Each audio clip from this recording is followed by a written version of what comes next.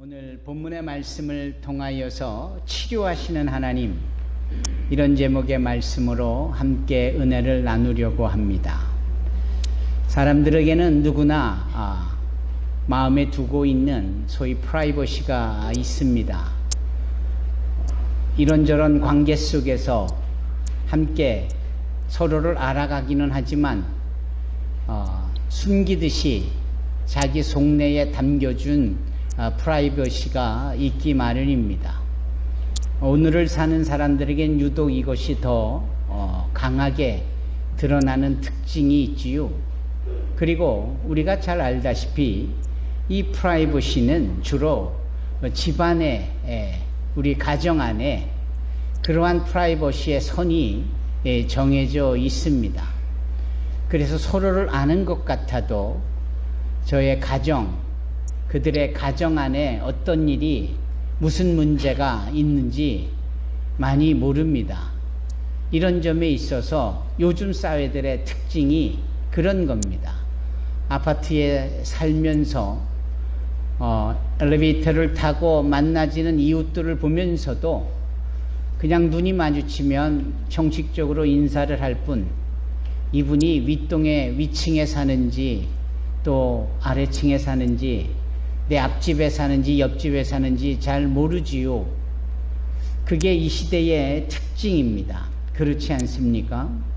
그러면 사람들은 왜 이렇게 소위 프라이버시를 자신들의 삶에, 특히 가정 안에 담아두고 남들은 그것을 보기를 원치 않을까요? 아마도 실패했던 일들이나 또는 문제가 있어서거나 또는 어려움이 있는 것이 소위 사람들이 아는 것을 달갑게 여기지 않고 또 우리 스스로도 남의 문제를 알려고 들지 않는 이유가 아닐까요? 그러니까 뭔가 약하고 뭔가 덜하고 뭔가 문제가 있고 이런 것들을 드러내지 않으려는 겁니다. 그래서 프라이버시가 보장되어진다라는 것은 한편으로는 오히려 그 사람과 나 사이에 편할 수 있는 유익점일 수도 있을 겁니다. 그런데 이 프라이버시가 지켜져야 되는 그런 부분은 반드시 유익한 것만은 아니라 때로는 것이 대단히 중요한 부분이지만 이 무익한 점도 있다라는 거예요. 어떤 점이 무익하냐? 어떤 점이 소위 우리가 유익하다라고 하지만 그 유익은 별것 아니고 오히려 우리가 무익하다라고 하지만 그 무익한 것이 정말 중요한 부분인데 그게 무엇일까? 하나님께서 개입을 해주시지 못하게 되는, 하나님께서 관여해 주시지 못하게 되는 부분이 나타나질 수 있다라는 겁니다. 그렇지 않겠습니까? 그러면 하나님께서 도와드리고 싶어도 못 도와주시잖아요. 그 요한계시록 3장에 보면 그 라오디기아 교인들이 소위 신앙인인 것이 분명한데도 얼마나 꼭꼭 문을 걸어 담그고 어떠한 상황에 대해서는 드러내 보이지 아니하려는 경향이 있었던지 주님이 제발 문 좀 열어달라는 식의 모습이 거기에 기록이 돼 있잖아요. 그러면서 말씀하시죠. 누구든지 내 음성을 듣고 문을 열면 내가 들어간다. 그와 더불어 먹고 마신다. 주님과의 친교가 일어나는 것인데 아니에요. 여기까지 내 프라이버시예요. 여기까지는 주님도 어떻게 해보시면 안 됩니다. 라는 식의 우리의 자세는 그러기 때문에 무익함으로 갈 수 있는 거예요. 혹시 저와 여러분들이 이와 같은 점에 있어서 가정의 문을 여는 것을 거부하고 있다면 사람들에게야 그럴 수 있다고 해도 하나님에게는 가정의 문을 활짝활짝 열어두고 그분을 모시어드리고 영접할 수 있기를 바랍니다. 정말 올 가을에는 저희 담임 목사 부부가 신방이라는 이름으로 여러분들의 가정을 방문하려 할 때 여러 가지 이유도 있겠고 상황이 있겠지만 좀 문을 열어주세요. 그래서 신방합시다 그럴 때 저희 집에 먼저 오세요라는 이런 어그레시브한 아주 적극적인 자세가 있기를 바랍니다. 그래야 주의 종이 방문을 하고 여러분들의 속내도 알면서 함께 더 살갑게 기도할 수 있고 주님의 이름으로 축복할 수 있는 것 아니겠습니까? 1층에서도 제 말씀을 듣고 계시는 분들 올가을 신방 때 꼭 그리해 주시기를 주님의 이름으로 부탁드립니다. 오늘 본문의 말씀 조유진 양이 읽은 본문의 말씀에는 소위 어떠한 내용이 담겨져 있느냐, 문이 걸어져 잠겨져 있는 집안에 프라이버시가 있을 법한 상황 속에 여기 베드로라는 자가 물론 성경에는 시몬이라는 이름으로 기록되어져 있는 그 사람인데 같은 인물이에요. 베드로는 잘 알다시피 주님의 12제자 중에 한 사람이었고 주님의 수제자라고 여겨지는 사람 아닙니까? 주님이 어디에 가시듯 늘 동행했던 분 아닙니까? 여기 오늘 본문의 시작이 예수님께서 회당을 떠나셨다. 떠나시기 전 회당에서 주님께서 하셨던 일이 성경을 가르쳤고 하늘나라의 비밀을 말씀해 주셨던 이 상황 속에서도 여전히 거기에 있었던 사람이 베드로예요. 그런데 주님께서 그 회당을 떠나 시몬의 집, 곧 베드로의 집으로 들어가셨다라고 했을 때는 베드로가 암묵적으로 주님이 당신의 집에 오시는 것에 대하여 주저하지 않았고 거절하지 않았고 불편해하지 않았다라는 겁니다. 여러분, 주님을 우리의 가정에 모시어 드린다라는 것은 대단히 은혜로 이어지는 좋은 기회인 줄로 믿습니다. 이러면서 예수님께서 그 시몬의 집에 들어가 보니 어떠한 일이 있는 겁니까? 글쎄 시몬 베드로의 장모님께서 이 열병이 걸려서 알아 둘어놓고 있는 겁니다. 이게 보통 심각한 것이 아니지요. 모두의 말씀드린 대로라면은 프라이버시라는 측면에서 볼 때 그 집안에 앓고 누워있는 사람이 있는지 없는지를 사람들이 모르는 게 너무나도 많은 거예요. 그 집안을 들어가 봐야 어떤 문제가 있고 어떤 상황이 있는지를 그제서야 알 수 있다. 이런 측면에서 볼 때 베드로의 집에 예수님이 찾아가시는데 베드로가 주저치 아니하고 예수님을 영접했다라는 이 이야기의 전개는 예수님께 자신의 개인적인 프라이버시적인 것까지도 다 맡기고 의탁했다라는 겁니다. 이런 점이 우리가 깊이 생각해 볼 대목입니다. 그러면 여기 이 베드로의 장모가 높은 열로 심하게 앓고 있었습니다. 예. 왜 이 부분에 대하여서 생각해 볼 것이 이 장모의 높은 열로 심하게 앓고 있었을까라고 했을 때 우리는 이런 질문을 해볼 수 있는 겁니다. 왜 아플까? 왜 문제가 있을까? 왜 이런 상황들이 주어졌을까라는 것이지요. 우리가 자연스럽게 본문의 말씀을 보면은 여기 39절에 예수님과 제자들을 섬겼습니다. 이렇게 끝나잖아요. 39절 끝에 다시 말씀드리면 그러자 열이 내리고 장모는 즉시 일어나서 예수님과 제자들을 섬겼습니다. 이렇게 말씀이 끝나잖아요. 이 내용을 보고 우리가 추론을 추론을 해볼 수 있는 거예요. 그게 뭐냐면 이 베드로의 장모는 여인으로서 여기 공생의 사역에 집중하고 계시는 예수님과 그를 따르는 제자들을 간접적으로 돕는 일을 해오고 있었던 여인이구나. 그런데 그 일을 부득불 못하게 된 겁니다. 그 일을 쭉 해오다가 어떠한 이유 때문에 그 일을 못하게 된 거예요. 그러면 그 어떤 이유는 무엇일까요? 다름 아닌 열병에 높은 중한 열병에 걸려 앓으며 누워 있을 수밖에 없겠다라는 것이지요. 그러면 이 장모님의 소위 행하는 일은 단순해 보이는 일 같아도 예수님의 공생의 사역을 간접적으로 서포트하고 참여하는 하늘나라의 일인 거예요. 그 하늘나라의 일을 하고 있었고 해야만 하는 입장인데 글쎄 높은 열병에 걸려 앓게 되면서 눕게 되니 그 일을 못하게 되는 거잖아요. 따라서 이 내용을 우리는 이렇게 생각하고 깨달을 수가 있는 겁니다. 하늘나라의 일을 해야 되는 사람이 그 일을 못하는 방해를 받고 있구나.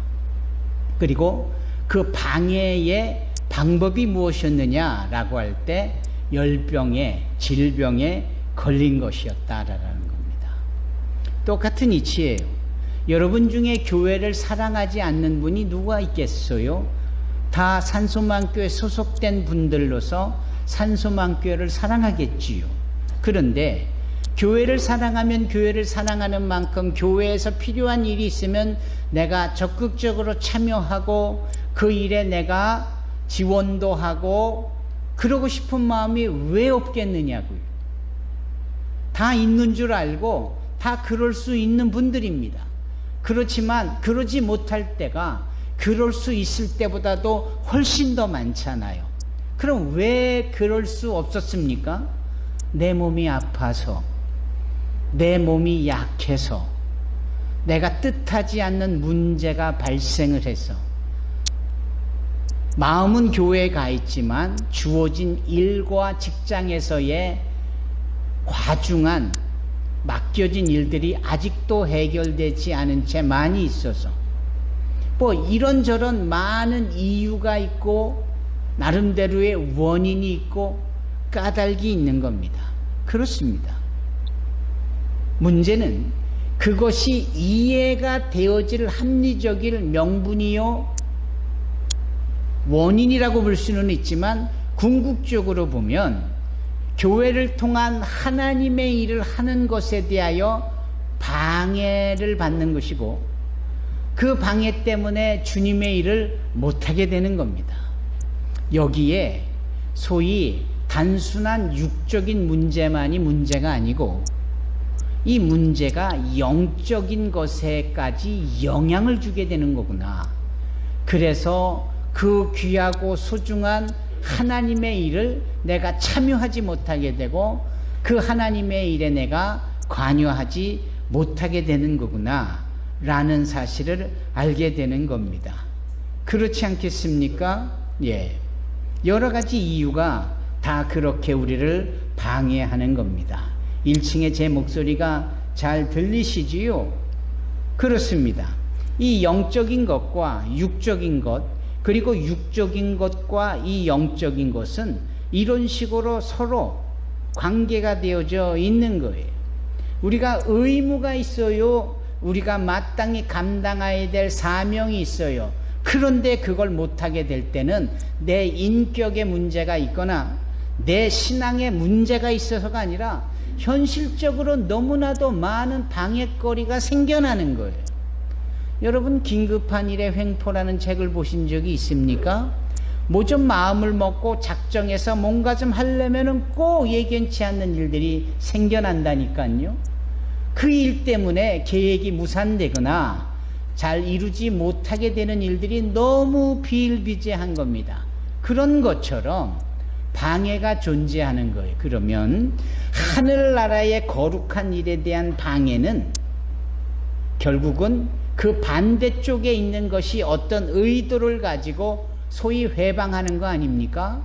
어린아이들이 재밌게 고무줄 놀이를 하는데 짓궂은 사내아이가 면도칼을 가지고 휘릭 달려가면서 그 고무줄을 끊고 하는 이런 걸 회방이라고 그러잖아요.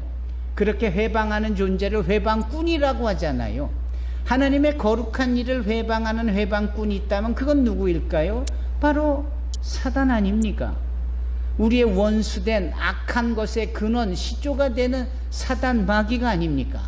저희가 2주 전에 요한복음 8장을 통하여 거짓말의 아비인 이 사단이 진리를 뒤집어 엎고 진리를 꼬이게 만들고 비틀어 놓고 진리의 말씀에 어떤 것을 손대어 빼고 자기의 거짓 것을 집어넣으니까 결과가 달라지는 거잖아요. 그리고 사람들이 거기에 속고 현혹되어지면서 선한 결과를 얻어야 되는데도 불구하고 반대쪽이 되는 결과 때문에 기뻐해야 되는데 슬퍼하고, 그렇지 않습니까? 좋아야 되는데 마음이 상해 나쁘고, 다 반대의 결과를 만들게 하잖아요. 사단 마귀의 일이라는 거예요. 여기 베드로 장모의 열병은 그래서 단순한 열병이 아닌 거예요. 그냥 온도 차이에 내 몸에 감기 기운이 있더니 그것이 열이 퍽퍽 나는 정도의 그런 물리적이고 육적인 질병의 의미뿐만 아니라 그 일 때문에 하나님의 일을 못하게 되어지니 이것은 이 질병이라는 것을 도구 삼아 회방하고 방해하는 사단 마귀의 괴계인 것이에요. 우리가 그러한 사실을 알아야 하는 겁니다. 그리고 안다라는 것으로 끝나지 않고 내 삶에도 내가 주님의 일을, 하나님이 맡겨진 사명을 감당해야 되는데 바빠서 못한다? 그 바쁨은 방해하고 해방하는 사단 마귀가 주는 긴급한 일이라든지 뭐 별로 중요하지 않는 일이라든지 이런 것들이 나의 마음을 분산케 하고 바쁘게 만들며 그래서 주님의 일을 집중하지 못하게 하는 결과일 수 있다라는 거예요.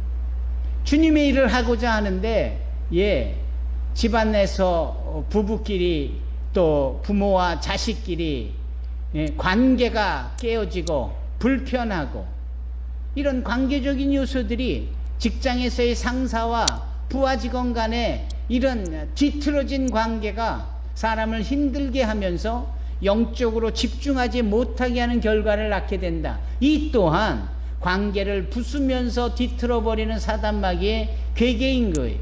오늘 대표 기도자의 기도처럼 재정적으로도 너무 어렵고 경제적으로 너무 어려워서 정말 이 목구멍이 포도청인지라 먹고 사는 것이 정말 힘든지라 주의 일을 못하게 되어진다 라고 할 때 그 경제적인 부분까지도 더러운 악한 사단 마귀의 괴계가 침투하여서 사람들을 힘들게 하며 하나님의 관계에서 발생되어질 결과물들을 회방하고 있다라는 겁니다.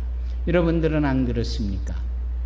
오늘 본문에 등장하는 이 시몬 베드로의 장모가 바로 그러한 입장에 있는 겁니다. 어느 가정에나 이런 일들이 있을 수 있다라는 겁니다.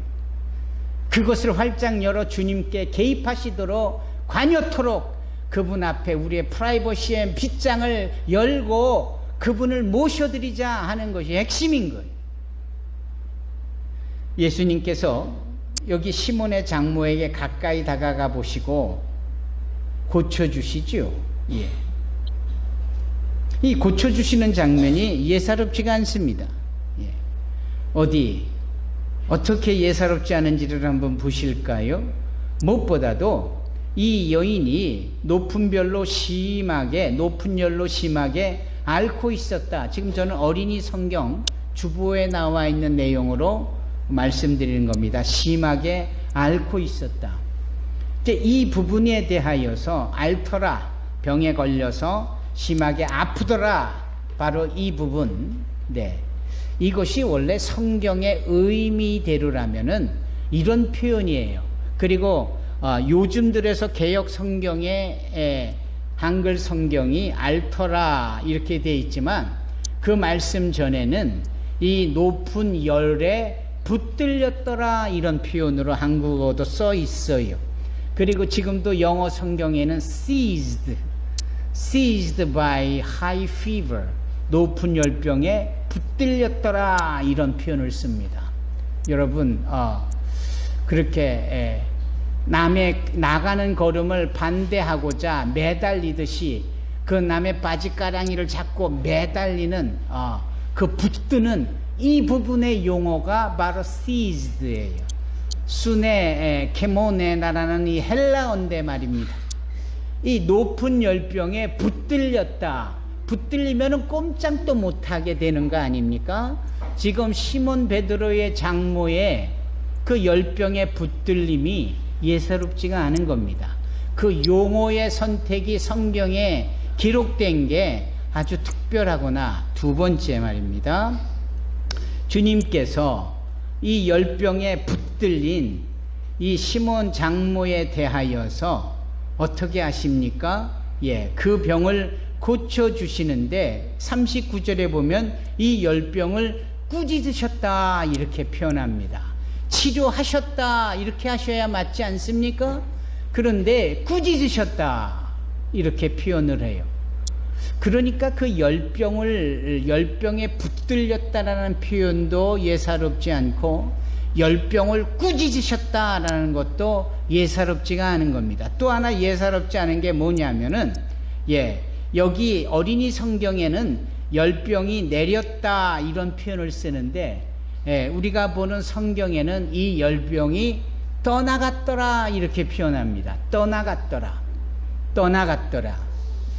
그런 점에 있어서 열병에 붙들리고 열병을 꾸짖으셨더니 열병이 떠나갔더라. 이렇게 쭉 상황을 우리가 영적으로 보면 이해가 되는 것 같아도 좀 더 육적인 차원에서 보면 이 열병이라는 그 자체를 대단히 인격화한 부분이 성경에 있는 겁니다. 성경에 있다라는 것보다도 주님은 그렇게 대하셨다라는 거예요. 그래서 그 열병을 꾸짖으셨더니 열병이 순종하여 떠나갔다라는 그 자체가 예수님 앞에 이 열병이라는 존재가 마치 우리가 예수님 앞에 관계를 가지고 그분 앞에 우리의 불의가 드러날 때 그분이 우리를 꾸짖으셨고 그분 앞에 우리가 회개했다라는 식의 표현처럼 이 장모를 붙잡고 있었던 열병이 그런 식으로 표현되어진 것은 대단히 의미심장한 겁니다. 이제 이런 점에 있어서 여기 열병은 단순한 열병이 아니라 사단 마귀의 방해요. 그래서 이 여인 장모는 꼼짝도 못하고 두루누만 있었다가 그 열병이 꾸짖음을 당하고 열병이 떠나가니까 예전에 자기가 했던 그 본래의 목적과 사명을 감당하려고 즉시 일어나서 예수님과 제자들을 섬겼습니다. 이렇게 어린이 성경에 표현하고 있는 겁니다. 그래서 드리는 말씀인 거예요. 여기 꾸짖으셨다라는 이 부분은 주님께서 소위 질병을 고쳐주실 때 다양한 방법, 손을 내밀으셨거나 그저 말씀하셨거나 대화를 통해서 그를 이끌어내시는 지금까지의 이 질병의 치유 방법과는 사뭇 다릅니다. 꾸짖으셨다 이 부분으로 표현하고 있는 거예요. 여러분 그 마태복음 17장에 보면 귀신 들린 어느 한 어린아이를 그 아비가 간절한 마음으로 주님 앞에 그 아이를 데리고 나와 고쳐달라고 하는 장면이 나옵니다. 그에게 귀신이 들어가 있기에 이 어린 소년이 불에다 지 몸을 던지고 물에다 지 몸을 던지고 지 몸을 이성적으로 관리하지 못한 채 그러는 겁니다. 그럴 때 주님께서 마태복음 17장 18절에 그 어린아이 안에 있는 귀신을 꾸짖으십니다. rebuked. 꾸짖으세요. 그랬더니 그 즉시 귀신이 떠나가며 이 어린아이의 정신이 깨끗해지고 원래 건강한 모습으로 돌아오는 장면이 있어요.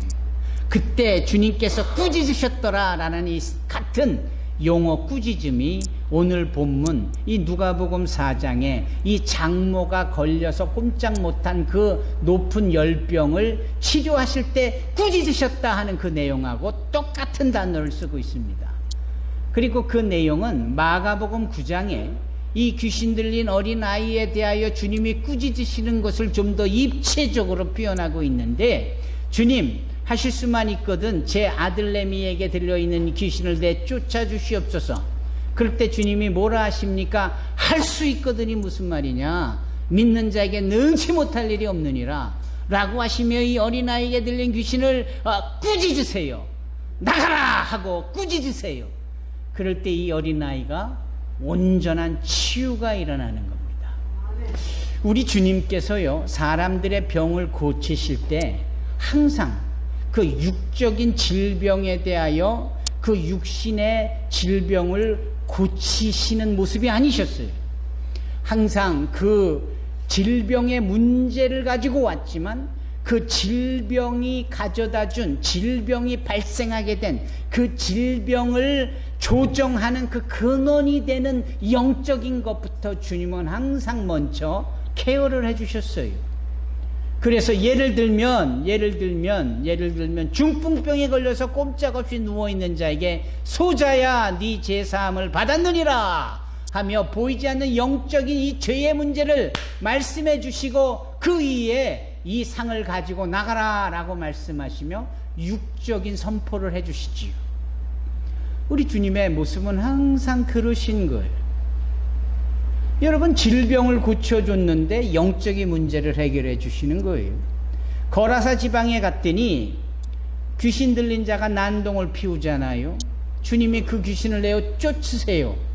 이 미쳤던 자가 주님 앞에 주님을 따르겠다라고 하니까 주님이 거절하세요. 아니다.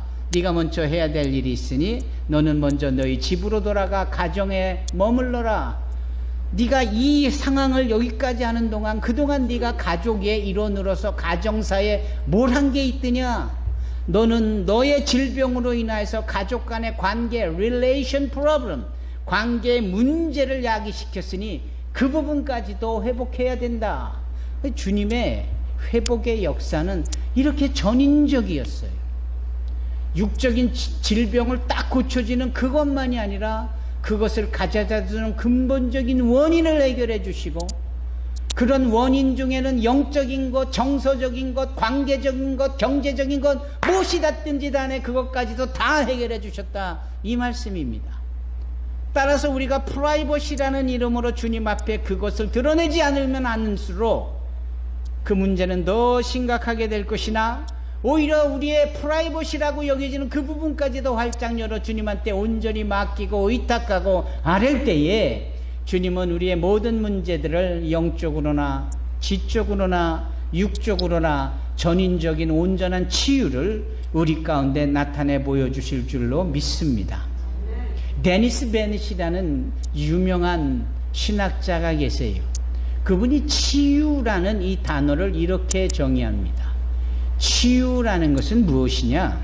그것은 주님께서 아픈 자, 병든 자, 꼼짝없이 묶여있는 자로 하여금 풀어지도록 주님께서 케어할 수 있도록 맡기는 게 치유다. 두 번째, 데니스 베넷이 말하는 치유는 무엇이냐? 성령께서 그 역사가 흘러지는 것을 막고 있는 것을 제거하는 게 치유다, 이 말이에요. 그것이 우리에게는 프라이버시일 수도 있고, 그것이 우리에게는 자존심일 수도 있고, 그것이 우리에게는 불신일 수도 있고, 이것이 먼저 해결되지 않는 한 내 안에 주님의 온전한 치유가 일어나기란 불가능한 겁니다. 그런데 우리가 이 부분의 치유의 진정한 의미를 알고 그분의 주님의 만져주심을 방해하는 것들을 제거하고 그분에게 온전히 맡길 수 있도록 할 때 비로소 주님의 치유가 우리 안에 일어나는 줄로 믿습니다. 그것이 암세포이건, 그것이 어떠한 브레인 튜머건, 또는 관계적인 사람들 간에 심리적으로 불편한 것이건, 경제적으로 묶여있는 여러 가지 문제이건, 어쨌든 간에 우리 주님의 치유가 저들 가운데 함께 해주실 줄로 믿습니다. 여러분, 영적인 전쟁인 거예요.